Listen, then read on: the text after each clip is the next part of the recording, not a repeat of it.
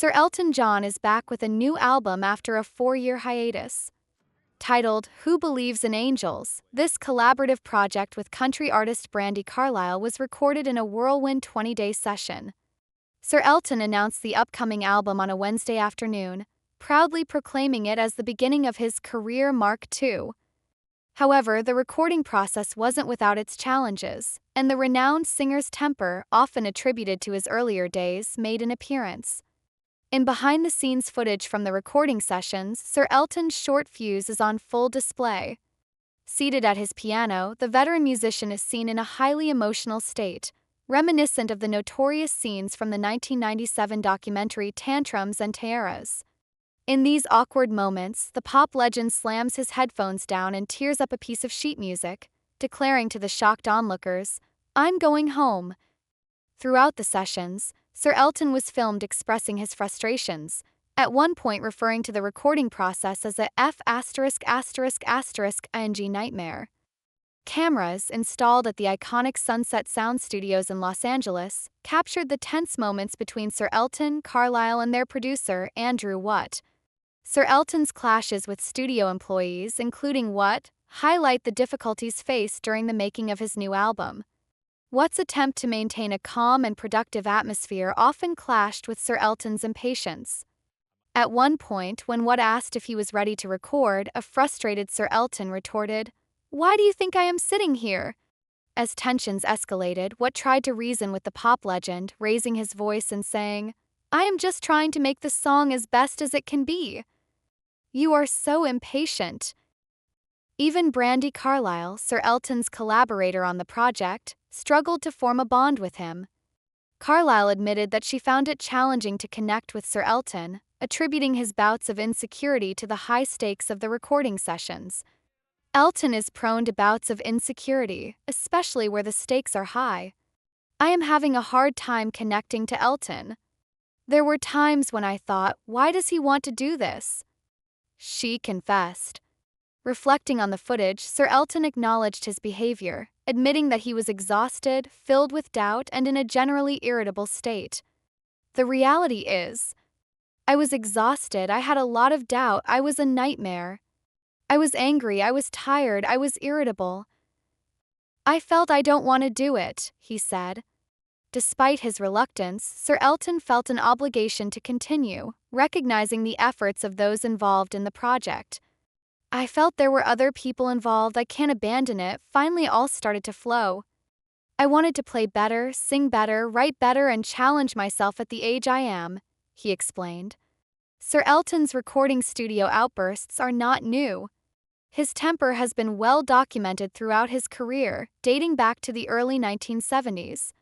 Pop legend has clashed with photographers, assistants, fellow celebrities, fashion designers, and even his own fans. One notable incident occurred while playing tennis, where he berated a fan for causing him to lose his concentration.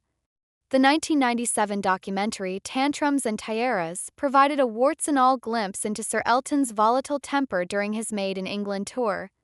In one memorable scene, dressed in a leopard print coat, Sir Elton vowed never to visit the south of France again after a female fan distracted him while playing tennis. Sir Elton's fiery temperament wasn't limited to his early years. In 2004, he publicly criticized Madonna at the Q Awards, sparking a feud that would last for years. Madonna Best Live Act? FK off. Since when has lip-syncing been live?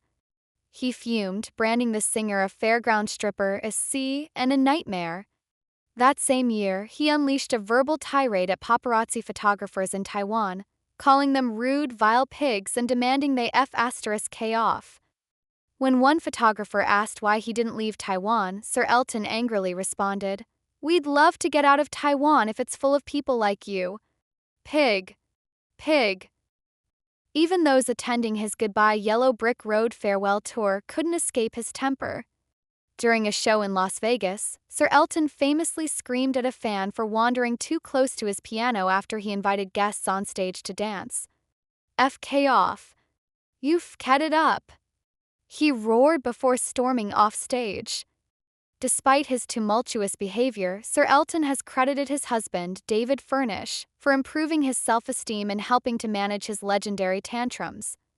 "I still have that streak in me, but the tantrums don't happen so much anymore," he said in 2004. "They're more to do with self-esteem, nothing to do with shouting at people because things have gone wrong. They happen when I am tired and I just get in a snit. But David knows exactly how to deal with them. He talks me through it, saying calm down and that's it." Reflecting on his career, Sir Elton John has never been one to shy away from expressing his opinions, even when it meant courting controversy. His outspoken nature has led to numerous public spats with fellow musicians and celebrities, but it has also endeared him to fans who appreciate his candidness. One of the most memorable feuds in Sir Elton's career was with his longtime friend and fellow musician, George Michael. The two had a falling out in the early 2000s after Sir Elton publicly commented on Michael's lifestyle choices. In a 2004 interview, Sir Elton expressed concern for Michael's well-being, saying, "He has got to get out of the house more. I am so worried about him." Michael, in turn, accused Sir Elton of meddling in his personal life, leading to a public exchange of words. Despite their differences, the two eventually reconciled before Michael's untimely death in 2016. In addition to his music career, Sir Elton has been a passionate advocate for various social and political causes. He has used his platform to raise awareness about issues such as HIV/AIDS, LGBTQ+ rights, and mental health. Through the Elton John AIDS Foundation, established in 1992, he has raised millions of dollars for HIV/AIDS prevention, education, and support services. His tireless efforts have earned him numerous accolades and recognition for his philanthropic work. Sir Elton's impact on the music industry is undeniable. With a career spanning over 5 decades, he has released more than 30 studio albums, sold over 300 million records worldwide, and won numerous awards, including 6 Grammy Awards, an Academy Award, and a Tony Award.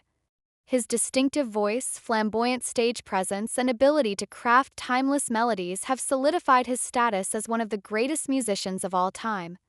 The singer's influence extends beyond his own music. He has mentored and collaborated with countless artists, from emerging talents to established stars. In recent years, Sir Elton has worked with artists such as Ed Sheeran, Lady Gaga, and Eminem, helping to shape the next generation of musicians. His willingness to embrace new styles and genres has kept his music fresh and relevant, ensuring that his legacy will continue to inspire future generations. Sir Elton's personal life has also been a subject of public interest. His struggles with addiction, his journey to sobriety, and his relationships have all been well documented. In 1976, he came out as bisexual in an interview with Rolling Stone magazine, making him one of the first major musicians to do so. In 1988, he married German recording engineer Renate Blauel, but the marriage ended in divorce 4 years later. Sir Elton later revealed that he had known he was gay before the marriage but had hoped that being with Blauel would change his feelings. In 1993, Sir Elton met David Furnish, a Canadian filmmaker, and the two began a relationship. They entered into a civil partnership in 2005, and in 2014, after same-sex marriage was legalized in England, they married. The couple has 2 sons, Zachary and Elijah, born through surrogacy. Sir Elton has often spoken about how fatherhood has changed his life, bringing him immense joy and a renewed sense of purpose.